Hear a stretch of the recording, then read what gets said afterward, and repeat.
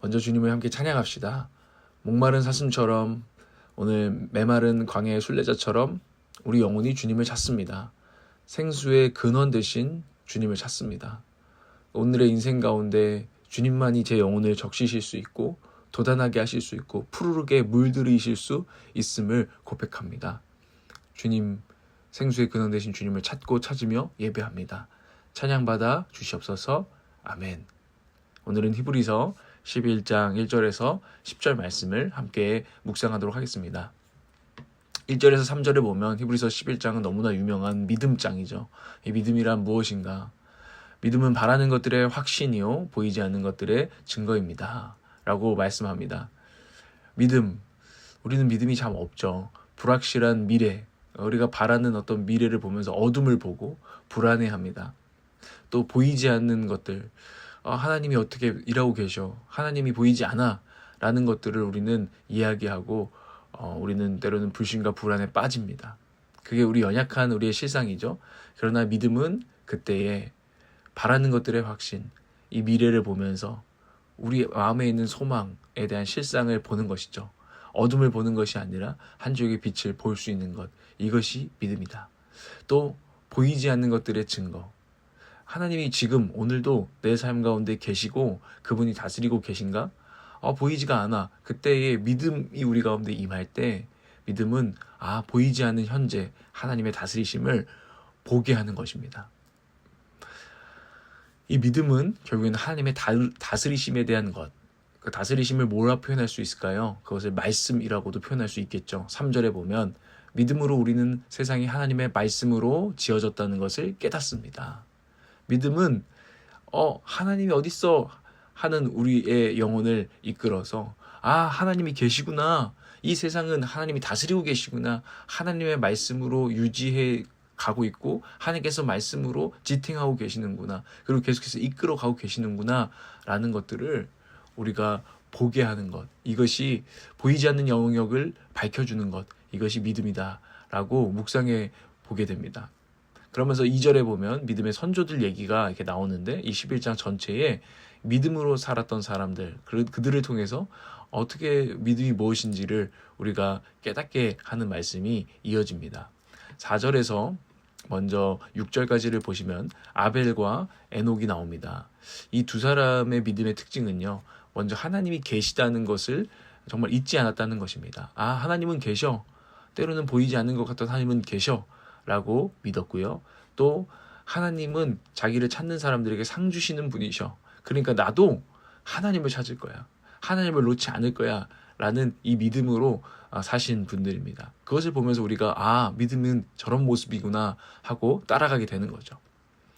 근데 많은 사람들은 사실 하나님을 찾지 않고요, 보이는 것만, 어떤 돈과 명예와 어떤 여러분들이 지금 꼭 필요하다고 생각하는 그 보이는 것만 어떤 상급으로 여기면서 사는 것이 지금 이 세상의 법칙입니다. 세상의 기조입니다. 그런데 하나님을 상급으로 여기고 그분을 찾으면서 산 믿음의 사람들이 있었다는 것입니다. 아벨을 보십시오. 아벨은요, 가인보다 더 나은 제물을 드렸다고 합니다. 긴 설명을 할 수 없지만 아벨은 목축업자였고요, 가인은 그러니까 농사를 짓는 사람이었습니다.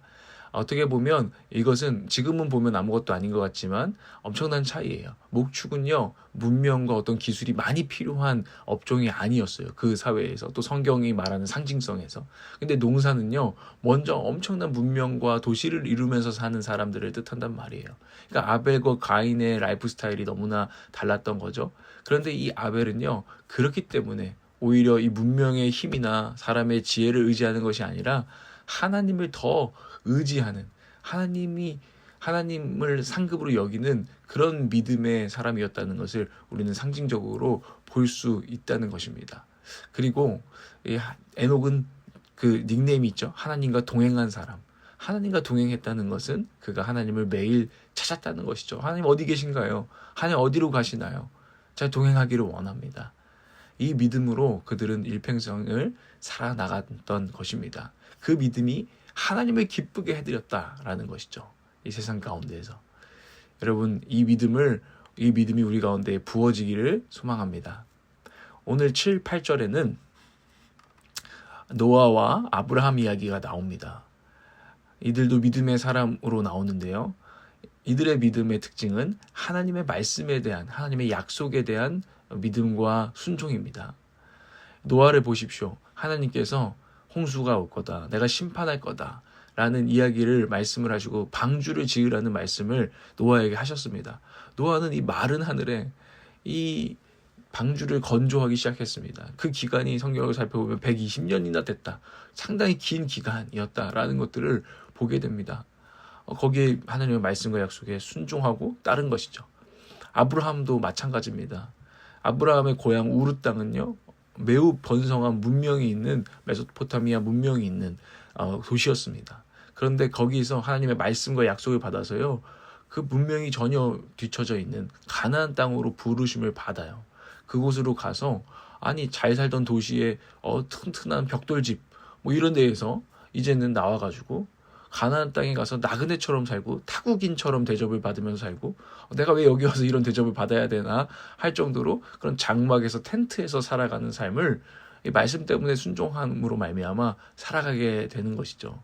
그래서 결국에는 어떻게 보면 일평생, 물론 아브라함이 부자가 되기도 하고 그 지역에서 인정받는 사람이 되어져 갔지만, 그럼에도 끝까지 장막에서 결국에는 거주하게 되는, 그 땅을 정말 차지하고 약속의 땅을 하나님께서 주셨다면 그 생애에서 뭔가 도시를 이루어야 되는 거 아닙니까? 그런데 이삭도 또 야곱도 말입니다. 결국에는 그 땅에서 계속 나그네처럼 텐트를 옮겨 다니면서 살았다라는 것입니다. 하나님의 약속이 이루어질 때까지. 그런데 10절 말씀, 오늘 마지막 절이죠. 거기에 특이한 말씀이 나오죠. 그는 하나님께서 설계하시고 세우실 튼튼한 기초를 가진 도시를 바랐던 것입니다. 광야에서 텐트를 치고 산 아브라함을 생각해 보세요. 근데 하나님이 분명히 너에게 이 땅에서 복이 되게 하고 이 땅을 주겠다라는 말씀을 주셨단 말입니다. 그런데 아직 보이지 않아요. 텐트뿐이에요. 그런데 그 아브라함이 믿음으로 계속해서 하나님의 약속을 보는 거죠. 이 광야에 지금은 텐트밖에 없지만 하나님께서 설계하신 튼튼한 기초를 가진 도시가 설 것이다 라는 것을 믿음으로 볼 수 있었던 것입니다. 그리고 그 보는 믿음이 그의 일평생을 정말 끌고 가는 믿음이었던 것입니다. 하나님의 말씀대로 약속을 바라보면서 이 땅을 살아가는 성도의 믿음도 동일합니다. 주님 다시 오실 때, 그때 요한계시록은 이렇게 말하거든요. 새로운 예루살렘, 새로운 도시, 하나님이 설계하신 그 도시가 올 것이다 라는 것을 우리에게도 말씀하고 계시면서 지금 이 땅을 살아가면서도 그 도시를 볼 수 있느냐라고 묻고 계십니다. 여러분, 믿음을 부어달라고, 보는 믿음을 달라고 기도하는 저와 여러분 되기를 원합니다. 그래서 주님 다시 오실 때까지 정말 튼튼한 기초를 가진 도시, 예수님께서 말씀하셨잖아요. 모래 위에 지은 집이 아니라 반석 위에 세운 집, 그것은 내 말씀을, 하나님의 말씀을 붙들고 지키는 자들의 것이다. 이것을 믿는 믿음, 이것이 노아와 아브라함이 보여주는 믿음이었습니다. 오늘 우리는 우리의 믿음을 돌아보게 됩니다. 우리는 하나님을 믿고 있는가? 하나님이 계시다는 거, 하나님이 선하시다는 거, 하나님이 그분의 약속으로 이 세상을 말씀으로 붙들고 계시다는 것, 그 가운데 우리가 있다는 것을 믿습니까? 그분을 따르는 것이 성도의 삶이 불확실한 미래로 나아가는 것 같더라도, 보이는 현재에는 하나님께서 보이지 않는 것 같더라도 신뢰하고 믿음으로 인내하며 내딛는 삶을 살라고 오늘 말씀 우리에게 응원하고 있습니다. 오늘날 우리에게 주어진 또 하나님의 말씀, 노아와 아브라함처럼 붙들어야 될 하나님의 말씀이 어디 있습니까? 성경에 있습니다. 특별히 예수님의 가르침에 있습니다. 그분이 복되다고 말하는 그 삶 속에 있습니다. 그 말씀을 우리는 지키고 있습니까? 그리고 예수 그리스도께서 보여주신 그 길, 나를 따르라고 하신 그 길, 이것이 하나님의 말씀인데요. 그것을 우리는 붙들고 있는가? 우리는 믿음을 들어서 붙들어야 되는 줄을 믿습니다. 또 우리는 보는 믿음이 되게 해달라고 오늘 구해야 된다. 저는 이렇게 생각합니다. 그냥 보이지 않지만 믿자, 신뢰하자. 우리가 그렇게 통과해야 되는 인생의 지점도 있지만요. 그것만으로는 더 이상 안 될 때, 주님, 지금 제 바로 지금 여기에 이루어진 것은 아니지만 보는 믿음을 주셔서 그 알 수 없는 미래 가운데서도 주님이 주시는 소망으로 하나님 미래에 대한 실상을 미리 보게 하여 주시옵소서. 하나님, 지금 주님이 일하시는지 모르겠습니다. 불평이 나올 것 같습니다. 원망이 나올 것 같습니다. 제게 보는 믿음을 주셔서 하나님 지금도 일하고 계시다는 것을 불말과 불병거와 불수레를 하나님 볼 수 있는 믿음을 하나님 열어주셔서 연약한 저를 붙들어 주시옵소서. 여러분, 우리가 이렇게 기도했으면 좋겠습니다. 제가 기도하고 여러분도 오늘 말씀을 더 묵상해 보시고 기도하시길 바랍니다. 하나님 아버지, 기도합니다. 믿음의 창시자여 온전하게 하시는 그 아들 예수님을 우리에게 주셨음에 감사드립니다. 그분을 성령으로 주님의 영을 우리에게 부어주심도 감사드립니다. 성령님, 보는 믿음을 부어주시옵소서. 오늘 강야 같은 인생에서 때로는 한치도 나아진 것이 없다고 여기는 자신의 모습에서도, 맨날 우리 가정은 이렇다고 볼멘 소리를 해댄 소망 없는 가정에서도, 아둘람 굴과 같은 이들이 모인 연약한 교회 공동체에서도 하나님 보는 믿음을 주셔서 그곳에서 하나님의 일하심과 앞으로 일하실 그 선하신 계획을 보는 믿음을 열어주옵소서. 그래서 하나님을 기쁘시게 하는 믿음의 사람들로 살게 하옵소서. 믿음의 태도로, 믿음의 결정으로 나아가게 하여 주시옵소서. 예수 그리스도의 이름으로 기도드립니다. 아멘.